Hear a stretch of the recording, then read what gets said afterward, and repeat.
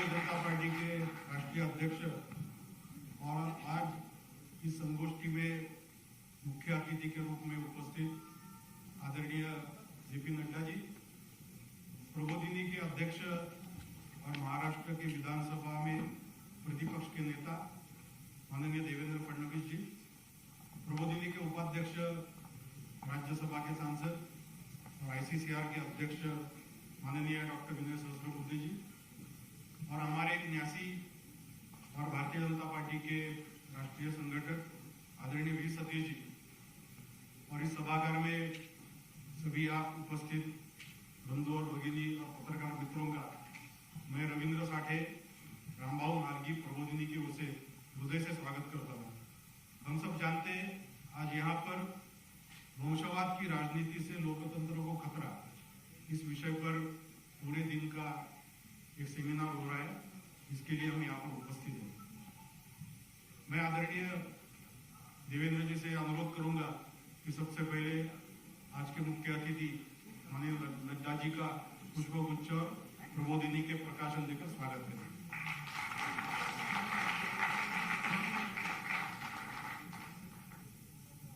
वैसे प्रबोधिनी की डॉक्यूमेंट्री एक छोटा सा परिचय पट हमने देखा, इसके लिए इसके बारे में ज्यादा मैं कहूंगा नहीं, लेकिन गत 40 साल से प्रबोधिनी का काम चल रहा है।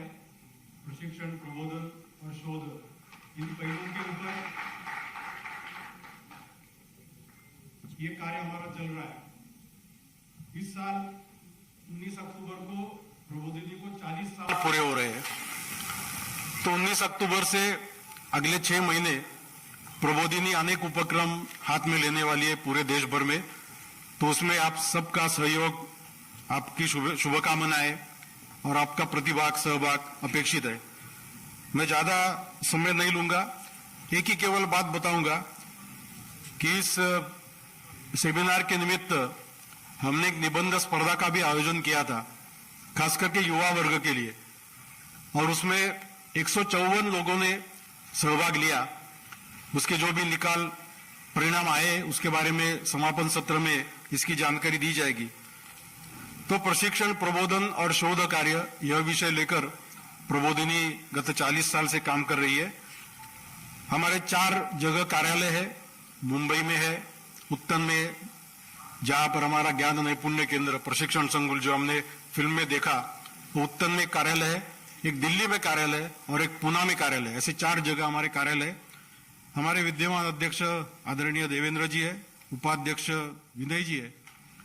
तो इनके मार्गदर्शन में प्रबोधिनी का कार्य चल रहा है।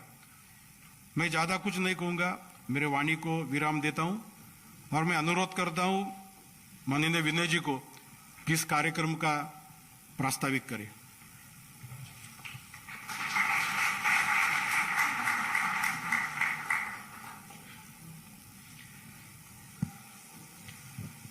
आज की इस पूरे दिन चलने वाली विचार गोष्ठी के उद्घाटन सत्र में हमारे सबके मार्गदर्शक, भारतीय जनता पार्टी के राष्ट्रीय अध्यक्ष माननीय श्री जगत प्रकाश नड्डा जी, इस सत्र की अध्यक्षता कर रहे रामभाऊ महागी प्रबोधिनी के अध्यक्ष माननीय श्री देवेंद्र फडणवीस जी, हमारे एक न्यासी माननीय श्री वी सतीश जी, प्रबोधिनी के महानिदेशक रविंद्र साठे जी, सामने बैठे हुए सभी मान्यवर, जिसमें केंद्रीय मंत्री श्री आरसीपी सिंह, लोकसभा के पूर्व उपसभापति डॉक्टर एम थम्बी दुराई और आसाम गण परिषद के श्री बीरेंद्र प्रसाद वैश्य, विख्यात विधिज्ञ श्री महेश जेठमलानी, साथ ही साथ जवाहरलाल नेहरू यूनिवर्सिटी की वाइस चांसलर डॉक्टर शांति श्री पंडित, श्री आनंद रंगनाथन जी, साई दीपक जी, देश दीपक वर्मा जी जो राज्यसभा के पूर्व महासचिव हैं, और अन्य भी सभी यहाँ पर उपस्थित सुधीजन भाइयों और बहनों। जब इस कार्यक्रम के बारे में आज सुबह हमारे कार्यालय में चर्चा चल रही थी, तो कोई हमारा एक कार्यकर्ता दूसरे किसी कार्यकर्ता को जो पूछ रहा था कि कैसे आना नेहरू मेमोरियल, तो बता रहा था कि इंदिरा गांधी एयरपोर्ट पर उतर जाइए, फिर या तो मोतीलाल नेहरू मार्ग पकड़िए और नेहरू मेमोरियल में आइए, राजीव चौक की तरफ नहीं जाना है। तो मैं मानता हूं कि ये उसके उद्गार भी एक दृष्टि से इस विषय वस्तु को व्याख्यात करते हैं। हमारे देश में जनतंत्र हम सबकी आस्था का विषय इसलिए नहीं है कि ब्रिटिशों के यहां से चले जाने के बाद संविधान ने जनतांत्रिक कार्यप्रणाली को स्वीकार किया, मगर जनतंत्र हमारी रगों में है, हमारे खून में है। इस देश की जो पहचान है वो जनतंत्र के बगैर परिपूर्णता से वर्णित नहीं की जा सकती। और इसलिए रामभाऊ महागी प्रबोधिनी भी, जिसके बारे में रविंद्र जी ने थोड़ा सा परिचय दिया आपको, विगत 40 सालों में जो काम प्रबोधिनी के माध्यम से हो रहा है वो मुख्यतः जनतंत्र को और मजबूत बनाने के लिए, जनतंत्र के सशक्तिकरण के लिए हो रहा है। अगर प्रशिक्षण हम करते हैं जनप्रतिनिधियों का, तो उसका उद्देश्य यह है कि जनतंत्र सफल हो, क्योंकि प्रतिनिधि सफल होगा तो जनतंत्र कारगर होगा, और प्रतिनिधि तभी सफल हो पाएगा जब राजनीतिक दल स्वस्थ रहेंगे।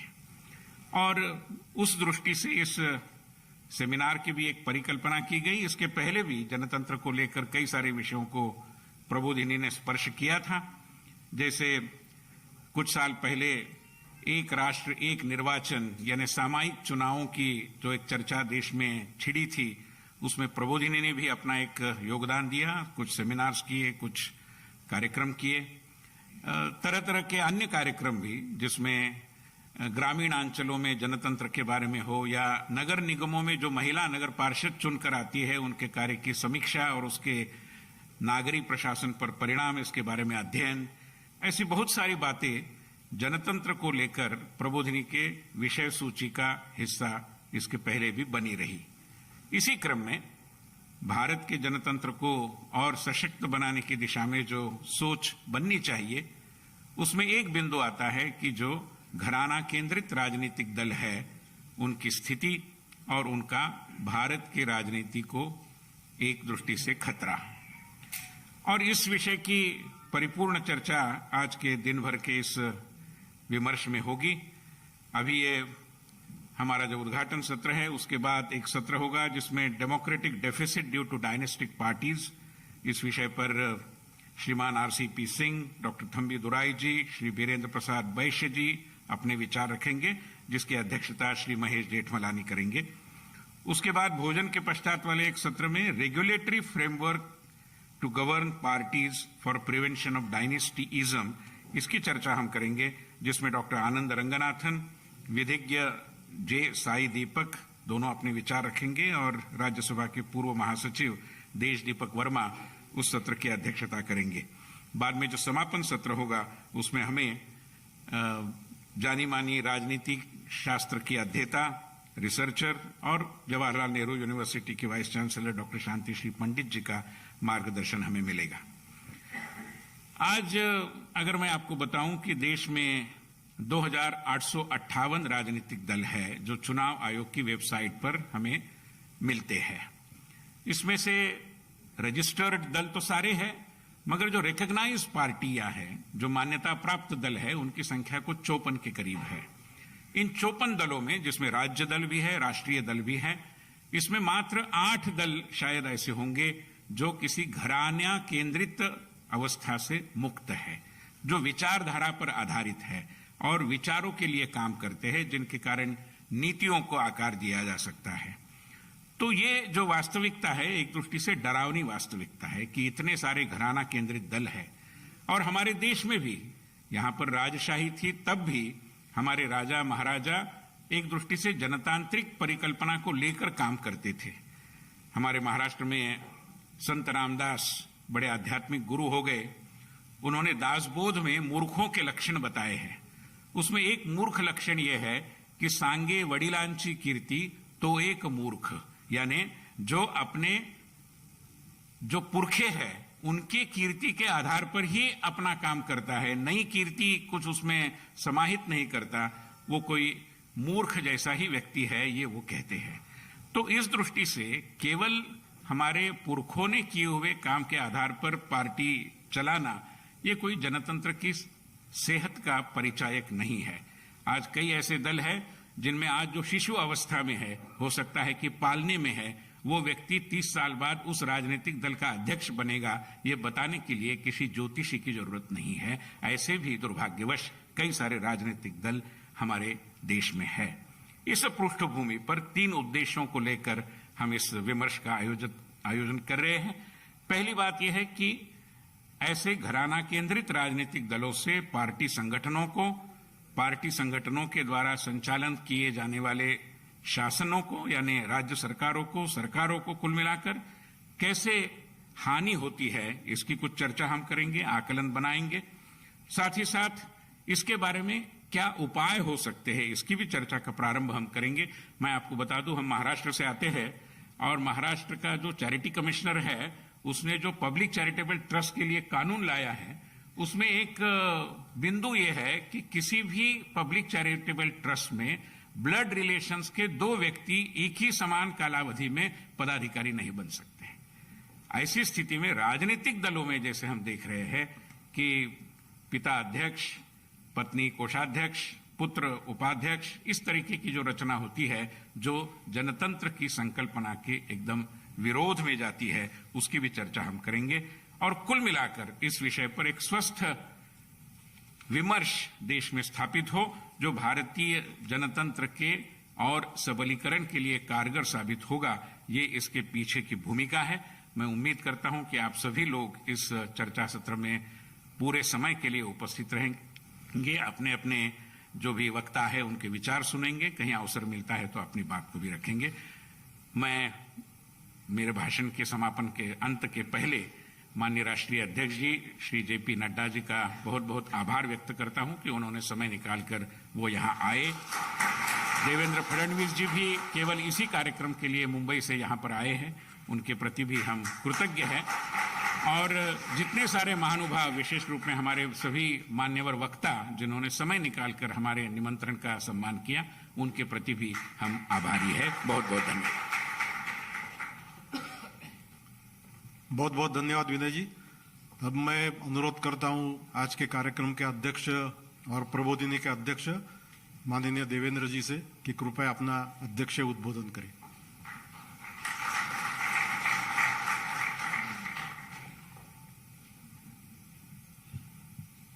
आज के हमारे इस कार्यक्रम के उद्घाटक भारतीय जनता पार्टी के राष्ट्रीय अध्यक्ष आदरणीय जेपी नड्डा जी,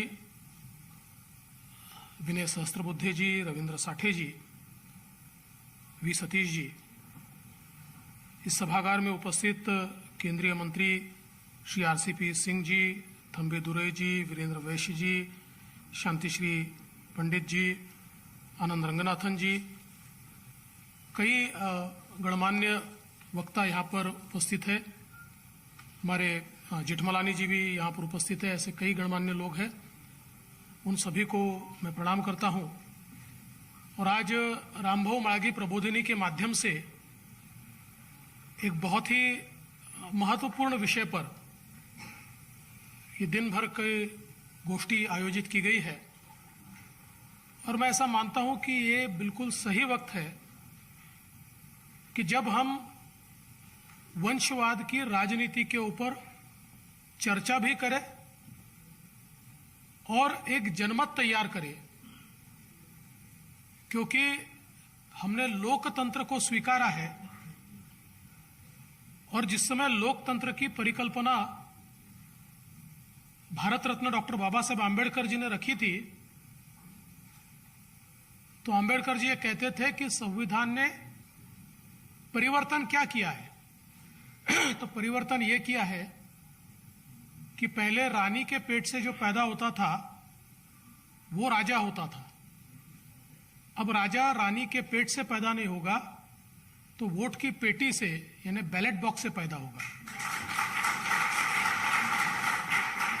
और ये जो परिवर्तन सोचा गया था कि समाज अपने लिए व्यवस्था खड़ी करेगा, वो व्यवस्था समाज के लिए कार्य करेगी, और अगर व्यवस्था भ्रष्ट हो जाएगी तो समाज को अधिकार होगा अपनी व्यवस्था बदलने का। ये सूत्र हमारे संविधान के माध्यम से हमको मिला। और हम लोग हमेशा कहते हैं कि दुनिया के लोकतंत्र में हम लोग बसते हैं, और सही भी है। हम लोगों को हमारे लोकतंत्र का अभिमान भी होना चाहिए, क्योंकि जिस प्रकार से हमारा लोकतंत्र विकसित होता गया है, जिस प्रकार से हमारे यहाँ निष्पक्ष चुनाव हम लोग कर पाते, जिस प्रकार से भारत निर्वाचन आयोग इतने बड़े देश के अंदर लोकतांत्रिक पूरी जो प्रक्रिया है, फिर वो देश का आयोग, देश के और विधानसभा के चुनाव हो, राज्य के आयोग, पंचायत से लेकर तो सारे चुनाव हो, ये सारे चुनाव जिस प्रकार से हम लोग संपन्न करते हैं, एक बहुत ही स्वस्थ इस प्रकार के लोकतंत्र के रूप में भारत की ओर देखा जाता है। लेकिन कभी कभी ये सारी चीजें जो अच्छी है, इसकी ओर देखते हुए हम लोग विचार करते हैं तो ध्यान में आता है कि कहीं हमारे यहां पर वापस वो राजाशाही वाली मानसिकता ये पीछे के दरवाजे से प्रवेश तो नहीं कर रही है। और जब कई पार्टियों को हम देखते हैं तो ध्यान में आता है कि उनके पॉलिटिकल हेड्स, कहने को तो लोकतांत्रिक हेड्स है, किंतु किसी राजा से कम नहीं है। उनकी पार्टी आज की भाषा में अगर हम कहें तो प्राइवेट लिमिटेड पार्टी से कोई अलग नहीं है, और जो राजा चाहता है वही उन पार्टियों में होते हुए हम लोग देखते हैं। और अगर हम भारत के राजनीतिक इतिहास को देखें तो हमारे लोकतंत्र को सबसे बड़ा खतरा यही है कि एक प्रकार से ये जो सूडो इंपीरियलिज्म है, एक छद्म राजशाही जो हमारे लोकतंत्र के बीच पनपने के आसार हमको दिखते हैं या पनपी हुई दिखती है, मैं ऐसा मानता हूं कि इसके खिलाफ एक बड़ी जागृति होने की आवश्यकता है। हमने अक्सर यह देखा है कि ये जितनी वंशवादी पार्टियां हैं, जैसा विनय जी ने कहा कि परिवार के लोग ही प्रमुख पदों पर है, और एक ऐसा वातावरण हमको देखने को मिलता है कि जिसमें सत्ता और पैसा, इसका एक ऐसा समीकरण तैयार होता है कि जिसके चलते लोकतंत्र को पूरी तरीके से मुट्ठी में बांधने की कोशिश होती है। आज अगर हम राष्ट्रीय स्तर के या क्षेत्रीय स्तर के पारिवारिक पक्ष देखें तो हमारे लोकतंत्र में भ्रष्ट आचरण जिस प्रकार से बढ़ा, इसके पीछे सबसे ज्यादा कोई होगा तो वंशवादी पार्टियां हैं। आप देखिए जितने स्कैम हुए, देश में जितने बड़े बड़े घोटाले हुए, चाहे राज्यों में हुए हो, देश में हुए हो, इनमें 95% घोटाले आपको ये वंशवादी पार्टियों के राज में होते हुए दिखाई पड़ेंगे। क्योंकि अगर वंश चलाना है तो एब्सोल्यूट पावर चाहिए, और जैसा हम सब लोग जानते हैं कि एब्सोल्यूट पावर करप्ट्स एब्सोल्यूटली, इस चीज को यथार्थ में लाने का काम ये पार्टियां करती है। और इसलिए पूरे तरीके से उस पावर को हथियाने के लिए कभी पैसे का उपयोग होता है, कभी राजनीति का अपराधीकरण होता है, और सारे तरीके के लोगों को हाथ में पकड़कर हम कैसे अपनी पार्टी को चला पाए, इस प्रकार का ही कार्य होता हुआ हमको दिखाई पड़ता है। और इसलिए आवश्यकता इस बात की है, आज देखिए देश की सबसे बड़ी पार्टी जो रही है और सबसे पुरानी पार्टी रही है, उस पार्टी के सामने इतना बड़ा प्रश्न है कि पार्टी के युवराज अध्यक्ष बनना नहीं चाहते और दूसरे किसी व्यक्ति को वो अध्यक्ष बनाना नहीं चाहते, तो बिना अध्यक्ष की पार्टी चल रही है, जितने दिन चलेगी चलेगी, लेकिन दूसरा व्यक्ति नहीं बनेगा।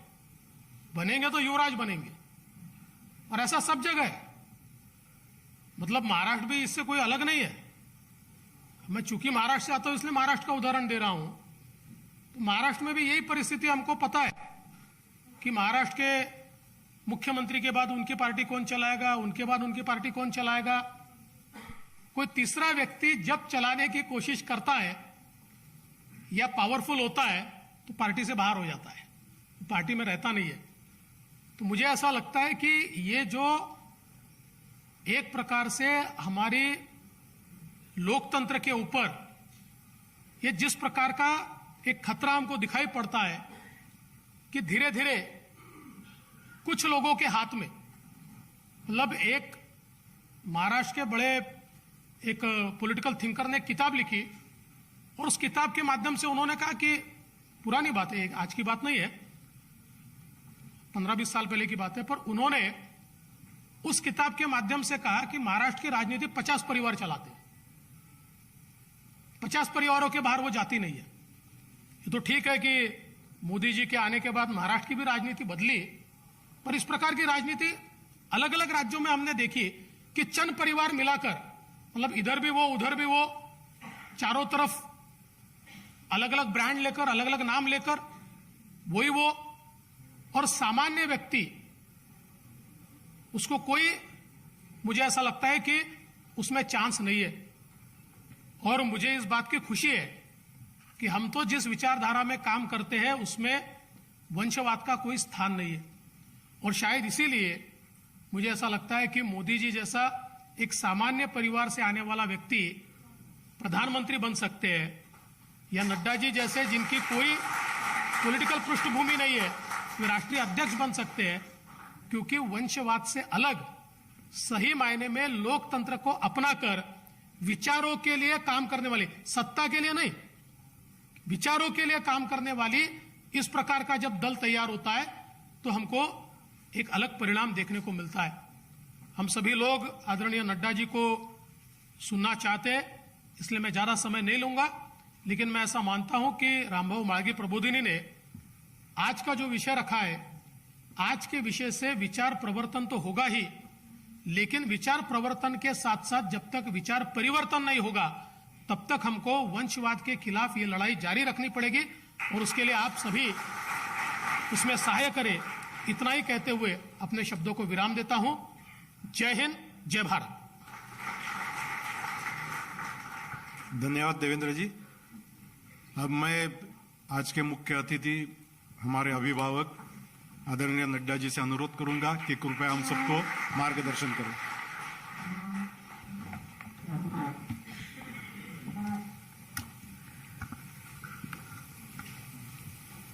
आज के इस गोष्ठी में मंच पर उपस्थित हमारे रामभाऊ माळगी प्रबोधिनी के हमारे अध्यक्ष, पूर्व में महाराष्ट्र के मुख्यमंत्री सम्मान्य देवेंद्र फडणवीस जी और वर्तमान में विपक्ष के नेता, मंच पर उपस्थित हमारे अध्यक्ष Indian council for cultural relations के और राज्यसभा में मेरे साथी श्री विनय सहस्त्रबुद्धे जी, हमारे भारतीय जनता पार्टी के वरिष्ठ नेता और संगठक और रामभाऊ माळगी प्रबोधिनी के बोर्ड ऑफ डायरेक्टर्स में one of the director Shri V Satish ji, हमारे रविंद्र साठे जी, डायरेक्टर जनरल रामभाऊ माळगी प्रबोधिनी, सम्मानित मंच और यहाँ उपस्थित सभी वरिष्ठ सज्जन वृंद और शिक्षा के क्षेत्र से और सामाजिक दृष्टि से बहुत ही जागरूक ऐसे हमारे सभी वरिष्ठ नागरिक बंधु, मेरा ये सौभाग्य है कि मुझे आज इस गोष्ठी में आने का मौका मिला है और आप सब लोग सारे दिन बैठ कर के इस विषय पर चर्चा करने वाले हैं। सबसे पहले तो मैं रामभाऊ माळगी प्रबोधिनी के जिसका ये लक्ष्य रहा है कि वह सामाजिक राजनीतिक परिस्थितियों से उपजे हुए विषयों को समय समय पर समाज के बीच में चर्चा के लिए लाती रही है। 1982 से एक लंबा कार्य आपने रिसर्च में, ट्रेनिंग में और ट्रेनिंग के साथ साथ किस तरीके से विषयों को एक धार दिया जा सके, पैनापन किया जा सके, इसमें एक बहुत बड़ा कंट्रीब्यूशन रामभाऊ माळगी प्रबोधिनी का रहा है। और मेरी जानकारी ये भी बताती है कि लगभग 35,000 आपने मेंबर पार्लियामेंट, एमएलएज, पंचायत के मेंबर्स, सभी लोगों को आपने विभिन्न किस्म की ट्रेनिंग दी और यूथ को विशेष करके फॉर लीडरशिप रामबाबू मालगी प्रबोधनी ने बहुत अच्छी ट्रेनिंग दी है। तो ऐसे प्रबोधनी को मैं सबसे पहले तो साधुवाद देता हूं कि आपके कार्य के माध्यम से आज हम सब लोग यहाँ उपस्थित भी हैं और आपने सभी विषयों को जो आगे बढ़ाने का कार्य किया है उसमें एक बहुत विशेष योगदान आपका रहा है। जहां तक आज का विषय है threat of dynastic political parties to democratic governance, ये बहुत ही समय के साथ जुड़ा हुआ विषय है और बहुत ही जिसे हम कह सकते हैं कि रेलेवेंट विषय है जिस पर आप चर्चा करने वाले हैं। अक्सर क्या होता है कि हम समाज में घटने वाली घटनाओं को देखते देखते इतने आदी हो जाते हैं कि उसको अपने जीवन का पार्ट मान लेते हैं और हम समझते हैं कि ये ऐसा ही चलेगा, इसमें हम क्या कर सकते हैं। और धीरे धीरे राइटसनेस क्या है, राइट क्या है, सच्चाई क्या है और क्या होना चाहिए और क्या नहीं होना चाहिए, इसका बोध धीरे धीरे कम हो जाता है और हम उसके साथ अपने आप को आत्मसात कर लेते हैं। लेकिन इस तरीके के गोष्ठियों के माध्यम से, चर्चा के माध्यम से आप जब उन विषयों से निकलने वाली समस्याएं और उनके थ्रेट्स की चर्चा करते हैं तो निश्चित रूप से एक समाज में एक जागरूक समाज की निशानी भी सामने आती है और जागरूक समाज की दृष्टि से हम उस पर रिस्पॉन्ड करने लगते हैं।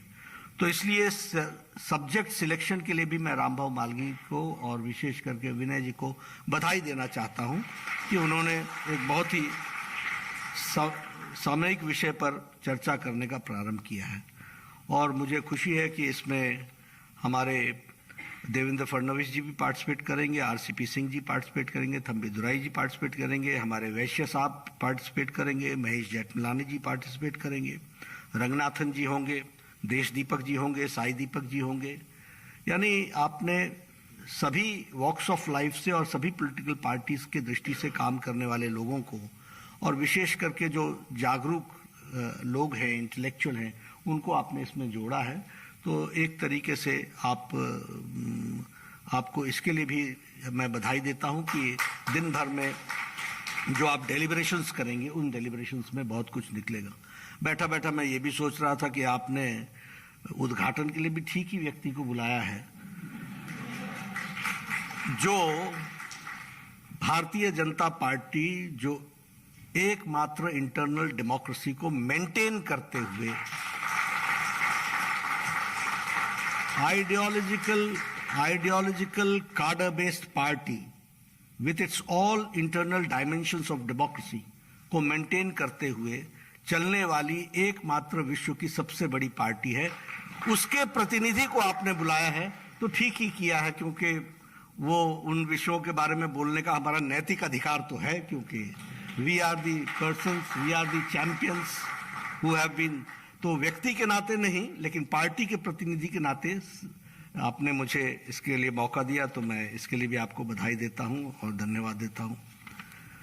जहां तक प्रजातांत्रिक व्यवस्था का सवाल है, क्योंकि इंटेलेक्चुअल डिबेट्स तो अगले सेशंस में होंगी, मैं कोई उसमें पार्टिसिपेट नहीं कर रहा, लेकिन कुछ जो मेरी ऑब्जर्वेशंस हैं वो आपके सामने रखना चाहता हूं। जहां तक डेमोक्रेटिक व्यवस्था का सवाल है, प्रजातांत्रिक व्यवस्था में राजनीतिक दल एक महत्वपूर्ण टूल है, बहुत महत्वपूर्ण उपकरण है, और अगर वह स्वस्थ है तो प्रजातंत्र स्वस्थ है, अगर वह अस्वस्थ है तो प्रजातंत्र अस्वस्थ है, और धीरे धीरे प्रजातांत्रिक व्यवस्थाओं पर आघात पड़ने का प्रयास भी होता है और नतीजा भी इसी प्रकार का निकल करके आता है।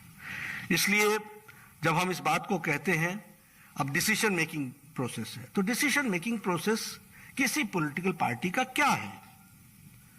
उस डिसीजन मेकिंग प्रोसेस में रिलेशनशिप बिटवीन द लीडर्स क्या है? क्या दो व्यक्तित्व बराबर की डंके की चोट पर प्रोज एंड कॉन्स पर डिस्कस कर सकते हैं, या एक को टो करना है, एक को फॉलो करना है और एक को डिक्टेट करना है? तो यह रिलेशनशिप भी बहुत महत्वपूर्ण होता है पॉलिटिकल पार्टी के डिसीजन मेकिंग प्रोसेस में। पार्टी का स्वास्थ्य कैसा है, अपना स्वास्थ्य कैसा है, उसके सिस्टम्स कैसे हैं, ये सारी चीजें बहुत महत्वपूर्ण हैं।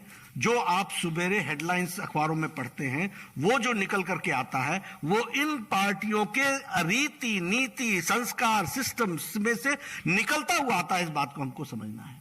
इसलिए ये जो हम देखते हैं, इसके पीछे इन सारी चीजों का बहुत बड़ा महत्व है, और उस महत्व को समझते हुए हमको ये बात ध्यान में रखनी चाहिए कि हमारा वर्किंग सिस्टम क्या है, हमारे अपने डेमोक्रेटिक सिस्टम्स क्या हैं, नॉर्म्स क्या है, रिलेशनशिप बिटवीन लीडर्स क्या है, ऑर्गेनाइजेशन का थॉट प्रोसेस क्या है, कैसे वो चलता है, इस बात को हमको ध्यान रखना चाहिए।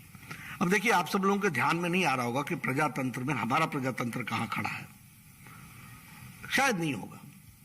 मैं खाली आपके ध्यान के लिए बताना चाहता हूं। आप जम्मू कश्मीर उठाइए, भारतीय जनता पार्टी वहां है, लड़ किससे रही है? पीडीपी, नेशनल कॉन्फ्रेंस, दोनों ही परिवार की पार्टियां हैं। आप हरियाणा में, पंजाब में आइए, शिरोमणि अकाली दल, कौन सी पार्टी है, क्या संविधान है, कैसे चलता है, किधर से चलता है, आप सब जानते हैं। आप उससे नीचे आ जाइए, हरियाणा में आईएनएलडी, परिवारों की पार्टी है, भाइयों की पार्टी है, बेटों की पार्टी है, पोतों की पार्टी है। आप इधर उत्तर प्रदेश आ जाइए, बीजेपी किससे लड़ रही है? समाजवादी पार्टी से। किसकी पार्टी है? परिवार की पार्टी है। और उत्तर प्रदेश यानी 24 करोड़ का जनसंख्या का प्रदेश है, 24 करोड़। तो आप समझिए कि डेमोक्रेसी के लिए थ्रेट्स कैसे हैं। बीजेपी किससे लड़ रही है? आप आगे बढ़ जाइए, बिहार की ओर चले आइए, आरजेडी, किसकी पार्टी है, कौन सी पार्टी है? भाई बहन, फलाना ढमकाना, चाचा ताया, सब।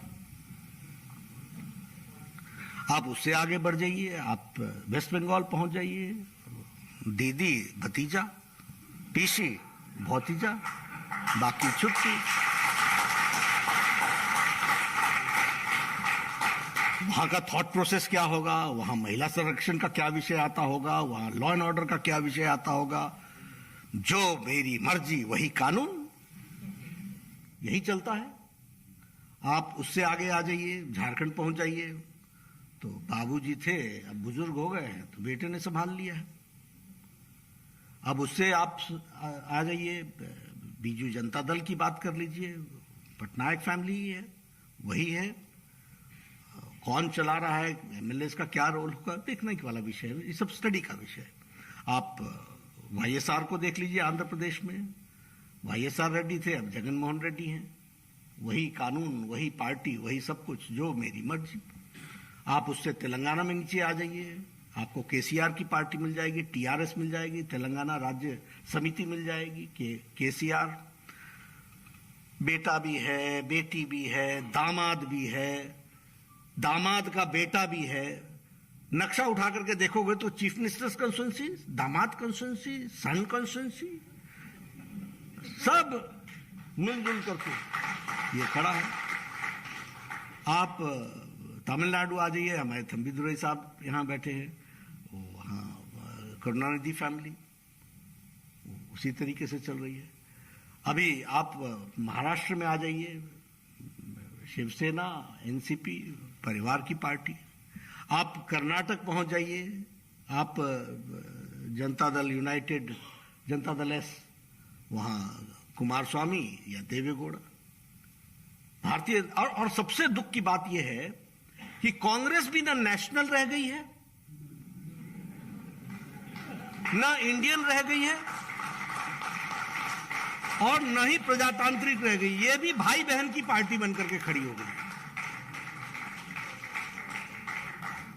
अब आप देखिए, इंडियन डेमोक्रेसी का थ्रेट देखो। बीजेपी लड़ किससे रही? 18 करोड़ की पार्टी लड़ती किससे है? कौन आइडियोलॉजी की बात कर रहा है? किससे आइडियोलॉजी की बात करें? तो ये हमारा थ्रेट है, ये हमारा चैलेंज है, जिसको हमको समझना होगा, जानना होगा। इसलिए मैंने आपके सामने भारत की राजनीतिक परिस्थितियों की तस्वीर खींच करके दिखाई है कि किस तरीके से आज हम खड़े हैं और कहां पर खड़े हैं, उसको हम आपके सामने। दूसरी बात यह होती है कि इन पार्टियों का पर्पस क्या है, उद्देश्य क्या है? उद्देश्य है to seek power, to grab power. There is no ideology. कोई आइडियोलॉजी नाम की चीज नहीं है, आइडियलिज्म नहीं, आइडियोलॉजी नहीं। और इनके जो प्रोग्राम्स हैं वो प्रोग्राम्स भी किसी लक्ष्य विहीन प्रोग्राम्स हैं। कोई लक्ष्य की ओर ले जा रहे हों, समाज को मजबूत करते हों, ऐसा नहीं है। आप इनके प्रोग्राम्स को देखिएगा, पॉपुलिज्म होगा लेकिन वेलफेयर ऑफ द पर्सन है कि नहीं है, यह गौण हो सकता है, पॉपुलिज्म हो सकता है। तो यह भी एक बहुत बड़ा विषय है जिसको हमको ध्यान में रखना चाहिए। एक जो हमको ध्यान में आता है, क्योंकि शुरुआत बीमारी कहां से लगती है वो पहले समझिए। पॉलिटिकल पार्टीज का ग्रोथ आप देखेंगे तो ये सभी पॉलिटिकल पार्टीज पहले रीजनल पार्टीज बनी। इन्होंने रीजनल एस्पिरेशंस को जगाया और रीजनल पार्टीज के तरीके से ये बढ़ती हुई आगे आई। और इसमें भी मैं कहता हूं कांग्रेस बहुत बड़ी दोषी है, क्योंकि 60 इयर्स में उन्होंने नेशनल ऑब्जेक्टिव के आगे रीजनल एस्पिरेशंस को जगह नहीं दी। और यहां मैं बोलता हूं आइडियोलॉजी बहुत महत्वपूर्ण होती है, क्योंकि भारतीय जनता पार्टी यह विश्वास करती है यूनिटी अमंग डाइवर्सिटी, विविधता में एकता। सेंट्रल स्ट्रांग होना चाहिए लेकिन रीजनल एस्पिरेशंस की जगह होनी चाहिए, उसको समावेश करने की जगह होनी चाहिए। कांग्रेस ने नहीं किया, इसलिए ये रीजनल पार्टीज खड़ी हो गई। अब रीजनल पार्टीज का अगला थ्रेट क्या है उसको भी देखिए, कि रीजनल पार्टीज में पर्सनैलिटी कल्ट ओवरबेयरिंग हो जाता है, ओवरवेलमिंग हो जाता है। तो आप देखिएगा कि रीजनल पार्टीज ने में धीरे धीरे पर्सनैलिटीज ने पार्टी को कब्जा कर लिया, और कब्जा करने के बाद वो रीजनल पार्टीज, आइडियोलॉजी किनारे रह गई, रीजनल एस्पिरेशंस किनारे रह गए, फैमिली सामने आ गई। और फिर जैसे ही वो पर्सनैलिटी आगे आई तो वह उसने एक तरीके से पार्टी पर कब्जा करते हुए आगे बढ़ने का प्रयास किया है। तो इस तरीके से रीजनल पार्टीज कन्वर्टेड इनटू घराना फैमिलीज, या जिसको आप डायनेस्टिक पार्टीज कहते हैं, उस तरीके से डेवलप होकर के आती है। एक और थ्रेट भी है कि क्योंकि इनको सत्ता में आना है, ये इनके इन प्रकारेण, तो यह पोलराइजेशन करने में भी पीछे नहीं रहते। पोलराइजेशन चाहे कास्ट का करें चाहे धर्म का करें, लेकिन करते हैं। यह रीजनल पार्टी की विशेषता है। जिस जाति से नेता होता है पर्सनालिटी कैरेक्टर में, उस जाति को वो उभारता है, और जिस धर्म के साथ जुड़ करके उसको वोट मिलता हो तो उसको भी जोड़ने का वो प्रयास करता है। तो नेशनल इंटरेस्ट शेल्फ हो जाते हैं, वो ताक पर रख दिए जाते हैं, और पर्पस फॉर पावर के लिए पोलराइजेशन भी, दोनों किस्म का पोलराइजेशन होता है। इसको भी हमको ध्यान में आता है। अभी जैसा इन्होंने हमारे विनय जी ने कहा, घराना भी दो किस्म वाली बात। एक तो है जिसमें पार्टी ही पूरी की पूरी कब्जे में, उसका अध्यक्ष पेट्रन इन चीफ पिताजी होंगे, बेटा उसका वर्किंग प्रेसिडेंट होगा या प्रेसिडेंट होगा, चाचा उसका पार्लियामेंट्री बोर्ड का सदस्य होगा। एक पार्लियामेंट में एक विषय आया जिसमें हमने सोचा कि सभी ऑल पार्टी शुड सपोर्ट, तो मैं उस पार्टी के अध्यक्ष से मिला, मैंने कहा कि आपका भी प्रस्ताव आ जाए, इस पर सबका सपोर्ट मिलना चाहिए। बोला मैं आपको भी लिख करके देता। मैं कहा पार्लियामेंट्री बोर्ड से पास हो। बोला उसमें कौन सी बड़ी बात है, चाचा है, ताया है, सबको तो हम ही तो हैं, और कौन।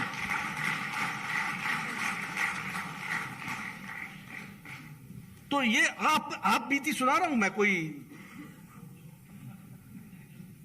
विधान भी हम, संविधान भी हम। तो हमारे से ये जो चीजें हैं इसको समझनी चाहिए। और दूसरा है जो परिवार से 3-3 लोग टिकट, और सभी लोग जिस तरीके से काम करते हैं, तो फैमिली के दृष्टि से उसमें हमको ध्यान में आता है। एक फैमिली पार्टीज में फैमिली इंटरेस्ट प्राइमरी हो जाता है, परिवार का इंटरेस्ट प्राइमरी हो जाता है, इसलिए वह अपने आप में एक तरीके से इलेक्शन प्रोसेस को भी विशिएट करता है, क्योंकि आपके यहां इलेक्शन फार्स हो जाता है।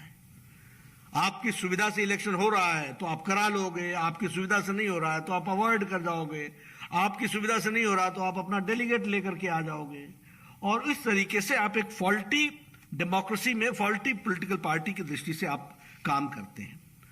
एक और बात इसमें से जो उभर करके आती है कि धीरे धीरे इन पार्टियों का इन व्यवहारों के कारण यह भी हमको समझना चाहिए, इनका वोट बैंक धीरे धीरे श्रिंक करता है, वोट बेस भी श्रिंक करता है, क्योंकि किसी भी छोटे टारगेट का एक अल्टीमेट होता है, उससे ज्यादा वो कर नहीं सकते। ये आइडियोलॉजी ही होती है जो प्रभावित करके लोगों को लंबे समय तक खड़ा करती है। तो यह भी हमको देखने में आता है। अब कांग्रेस के सारे डिसीजंस आप उठा करके देखिए, किसने इसको छोटा किया? इनके करतूत ने छोटा किया, इनकी एक्टिविटीज ने छोटा किया। क्यों? क्योंकि ऑब्जेक्टिविटी को आपने किनारे रखा, सब्जेक्टिविटी ला करके सामने खड़ा कर दिया। तो यह भी हमको ध्यान में रखना है। मतलब मैं इसलिए बता रहा हूं कि हमारे लिए पॉजिटिव पॉइंट क्या है कि देर सवेर तुम जाओगे, हम आएंगे। मैं मान के चलता हूं। देखिए, हम पॉलिटिकल पार्टी में आज मैं ठीक है, मुझे एक जिम्मेवारी मिली है, लेकिन ये भारतीय जनता पार्टी हमारे कारण खड़ी नहीं है। 4-4 दशक लग गए हैं तपस्या के, तब खड़ी है।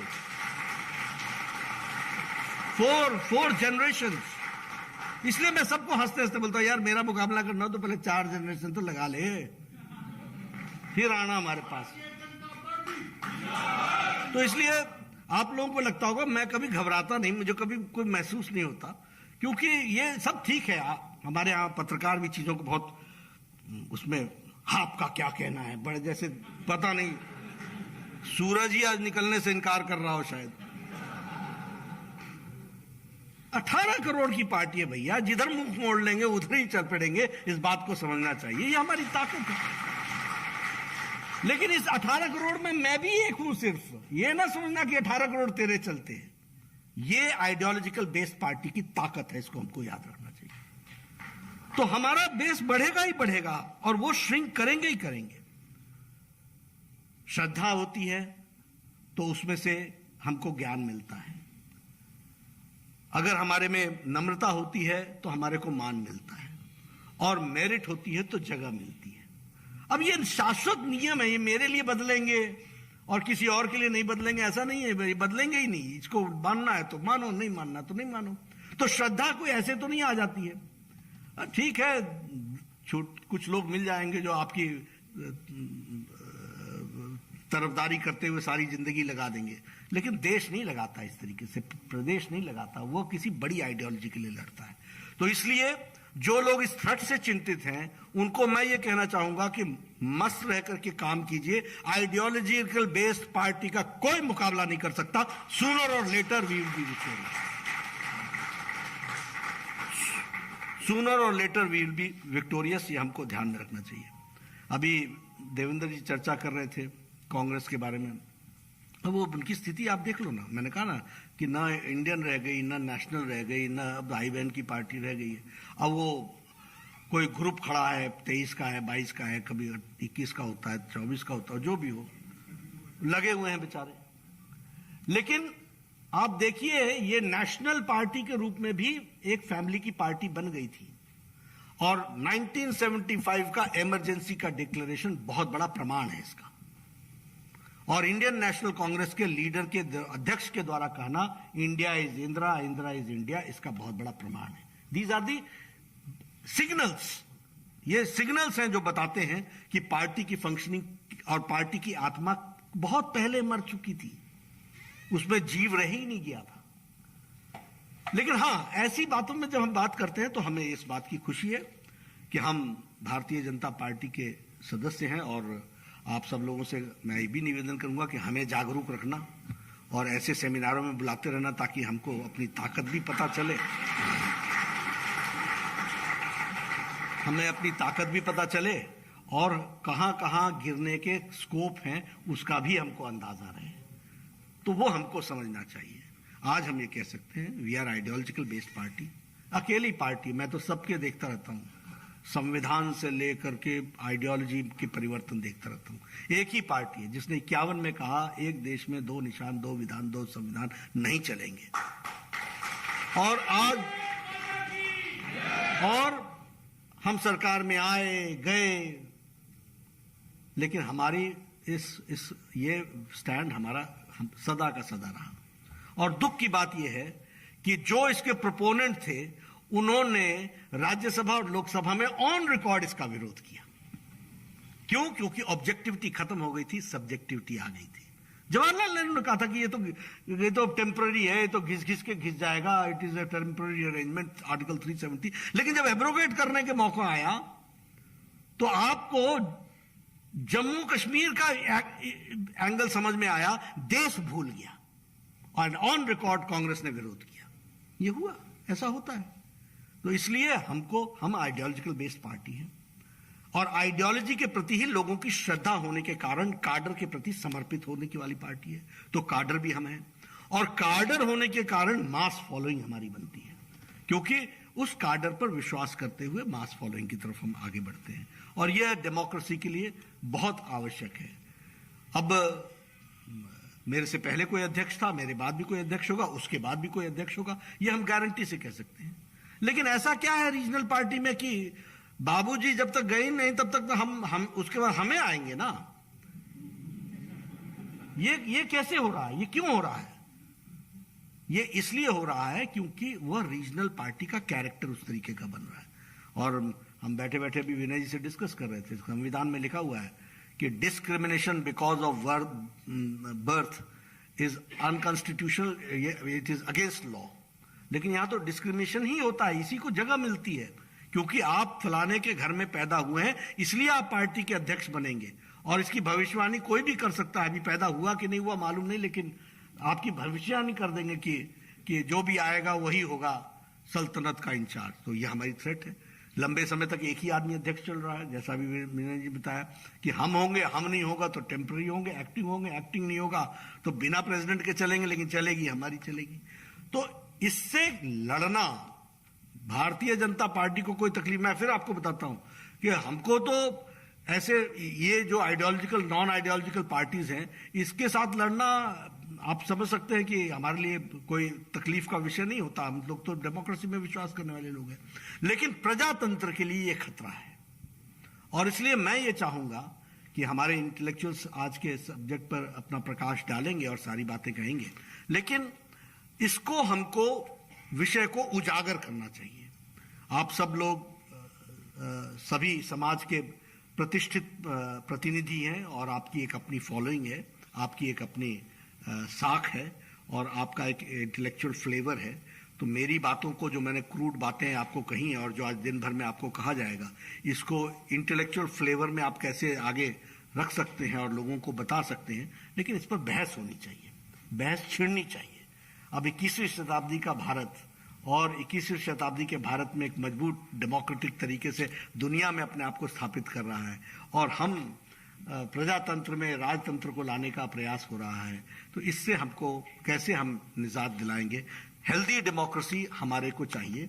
वो हमको हेल्दी डेमोक्रेसी के लिए हेल्दी पॉलिटिकल पार्टीज चाहिए और हेल्दी पॉलिटिकल पार्टीज के लिए इस विषय पर चर्चा होना सामयिक है, रेलेवेंट है, आवश्यक है। तो आप सब लोग इसमें जुटेंगे। इन्हीं शब्दों के साथ बहुत बहुत धन्यवाद।